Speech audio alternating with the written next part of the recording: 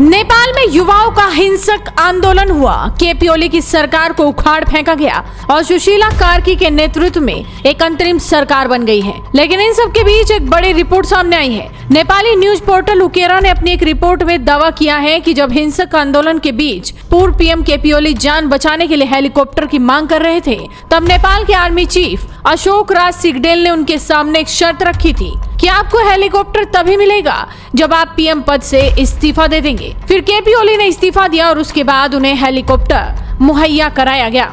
लेकिन इन सब के अलावा लगता है कि जेनजी केपी ओली का पीछा ऐसे ही नहीं छोड़ने वाले। चीन के इशारों पर भारत के खिलाफ जहर उगलने वाले नेपाल के पूर्व पीएम केपी शर्मा ओली की मुश्किलें बढ़ती जा रही हैं। जेनजी विरोध प्रदर्शनों के बाद कुर्सी छोड़ने वाले चीन के पिट्ठू ओली के खिलाफ प्रदर्शनकारियों ने एक बार फिर से झंडा बुलंद कर दिया है। जेनजी समूह ने अब 2 प्रमुख मांगे रखी हैं। इसमें पहली मांग 8 सितंबर को प्रदर्शनकारियों के खिलाफ गोलीबारी में कथित भूमिका के लिए केपी शर्मा ओली और तत्काल गृह मंत्री रमेश लेखक की गिरफ्तारी की है। गोलीबारी के अगले दिन 9 सितंबर को प्रदर्शनकारी इस्तीफे की मांग करते हुए प्रधानमंत्री कार्यालय में घुस गए थे, जिसके बाद ओली ने पद छोड़ दिया था। इसके साथ ही प्रदर्शनकारियों ने 1990 के बाद से सभी उच्च पदस्थ नेताओं और सरकारी अधिकारियों की संपत्ति की जांच के लिए एक उच्च स्तरीय जांच आयोग के गठन की मांग भी की।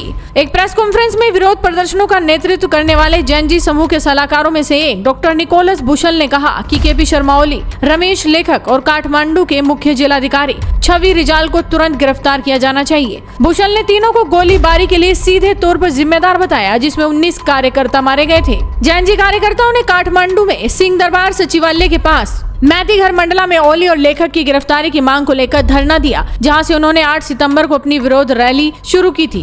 भ्रष्टाचार और सोशल मीडिया पर प्रतिबंध के खिलाफ 8 और 9 सितंबर को विरोध प्रदर्शन में हिंसा के दौरान 3 पुलिसकर्मियों समेत कम से कम 72 लोग मारे गए थे। केपी शर्मा ओली ने हालांकि इस बात से इनकार किया कि उन्होंने जेनजी प्रदर्शनों के दौरान गोलीबारी के कोई आदेश दिए थे। उन्होंने कहा कि प्रदर्शनकारियों पर स्वचालित बंदूकों से गोलियां चलाई गई, जो पुलिस के पास नहीं थी। उन्होंने मामले की जांच की मांग की। पद से हटने के बाद अपने पहले सार्वजनिक बयान में ओली ने हिंसा के लिए घुसपैठियों को जिम्मेदार ठहराया। ओली ने कहा कि सरकार ने प्रदर्शनकारियों पर गोली चलाने का आदेश नहीं दिया था। वैसे नेपाल में कई दिनों की अस्थिरता के बाद धीरे धीरे अब स्थिति सामान्य हो रही है। सुषमा कार्की ने 12 सितंबर को अंतरिम प्रधानमंत्री के तौर पर शपथ ली थी, जिसके बाद कर्फ्यू में ढील दी गई। वहीं सेना ने भी उपस्थिति कम कर दी है। बाजार एक बार फिर से खुल गए हैं और यातायात सुचारू रूप से नजर आने लगा है। वहीं पीएम मोदी ने भी सुशीला कार्की को फोन किया था। पीएम मोदी ने सुशीला कार्की से आधे घंटे तक बातचीत की। बातचीत के दौरान पीएम मोदी ने कार्की को उनकी ऐतिहासिक नियुक्ति पर बधाई भी दी। फिलहाल केपी ओली के लिए बड़ी मुश्किलें दिख रही हैं और अब उनको गिरफ्तार करने की मांग भी जेनजी ने कर दी है।